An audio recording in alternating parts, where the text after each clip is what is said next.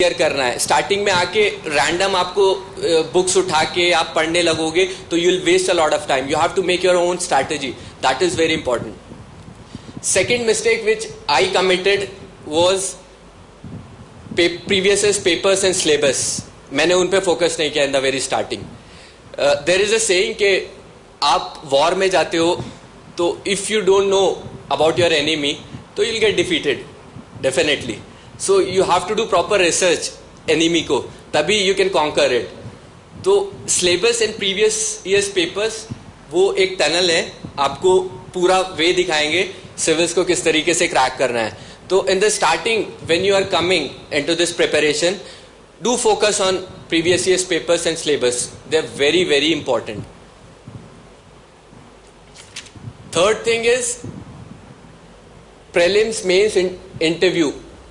अभी ट्रेंड क्या हो गया है कि I receive many calls, उसमें बच्चे they ask me कि प्रीलिम्स के लिए अलग से क्या प्रिपेयर करना है। When they are coming into this they say mains का अभी तो नहीं पढ़ना sir, I will start in January और आई विल स्टार्ट इन फरवरी, जून में दे स्टार्ट फॉर प्रीलिम्स। तो आई विल से कि ये exam is an integrated exam. Prelims mains interview ये कोई डिफरेंट फेजेस नहीं है या डिफरेंट स्टेजेस नहीं है, they are all integrated.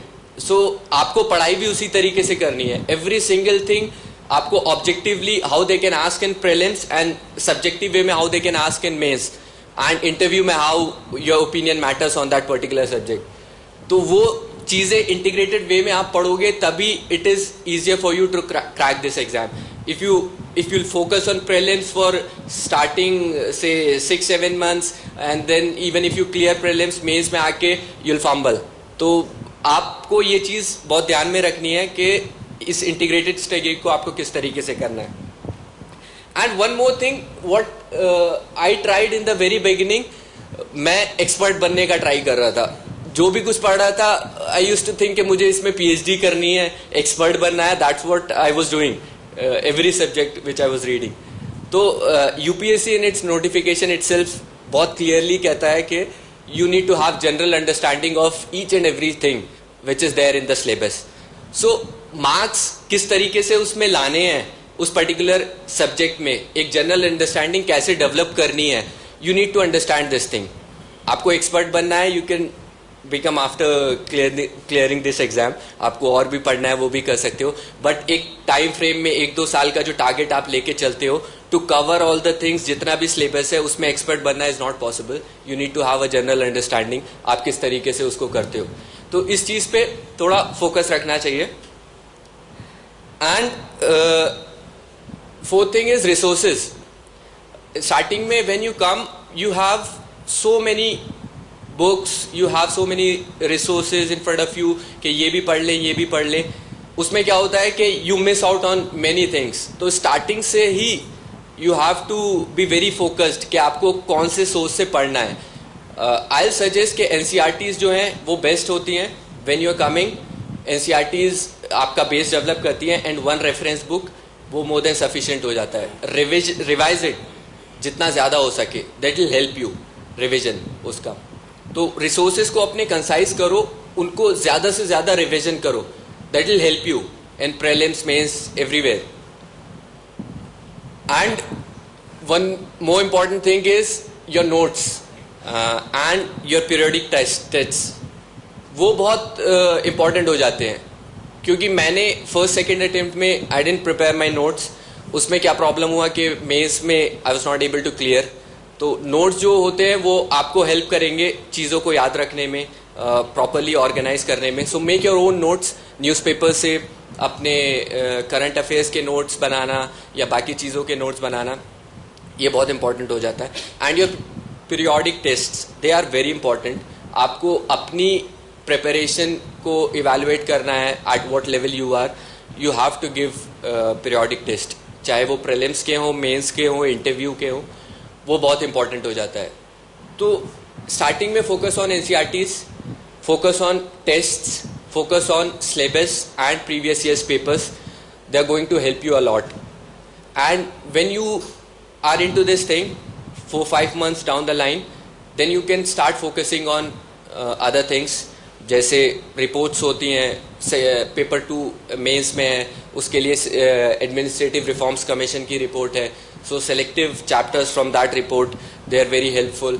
Then economic survey है, बजट का डॉक्यूमेंट है, they are all very helpful आपके मेंस के पर्सपेक्टिव से. GS3 के लिए नीति आयोग का विजन डॉक्यूमेंट है, 3 years vision documents and 7 years का उनका वो है, उसमें भी जो एरियाज दे हैव कवर्ड वो बहुत कॉम्प्रिहेंसिव हैं, so they will help you. But ये चीज you can start after 4-5 months when you are done with your basic things, NCERTs and basic reference books. तो ये चीज थी जो I wanted to share with you people. And मैंने एक timeline सा बनाया था विच आई फेल्ट के could be helpful for you people. जैसे नॉर्मली व्हाट हैपेंस कि जून में एग्जाम खत्म होता है ग्रेजुएशन का, एंड जून से जो स्टूडेंट्स होते हैं they start preparing. So in the starting what I did, जून से लेके सितंबर अक्टूबर तक, this is the phase where you should focus more on syllabus, previous years papers, NCERTs. ये सबसे इंपॉर्टेंट हो जाता है. And then your reference books. In the starting मैं सजेस्ट करता हूँ, इट्स माई स्ट्रैटेजी, आपके लिए इफ इट कैन वर्क तो आप उसको ले सकते हो. न्यूज़पेपर्स में ज़्यादा टाइम स्पेंड करना you should avoid it, because in the starting it is very difficult to figure out कि क्या ठीक है, क्या पढ़ना है, क्या नहीं पढ़ना है. तो न्यूज़पेपर में टाइम ज़्यादा वेस्ट हो जाता है. तो 15-20 minutes जनरल हेडलाइंस, थोड़ा सा आइडिया लेने के लिए newspaper is good.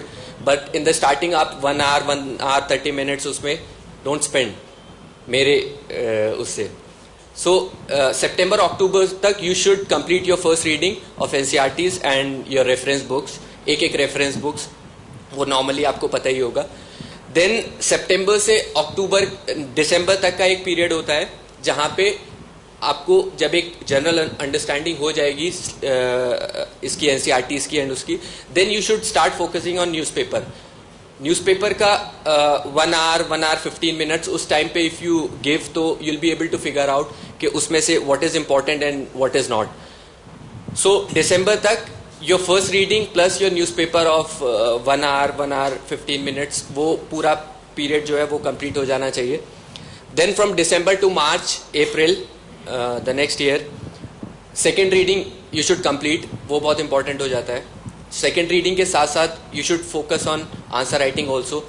On weekends you can write something, previous years paper से क्वेश्चंस उठा के you can write, essays you can write, but unnecessary अपने आप को बर्डन मत करना उस टाइम पे आंसर राइटिंग में. Saturday Sundays for the habit of writing आप डेवलप करने के लिए यू शुड स्टार्ट उस पीरियड में.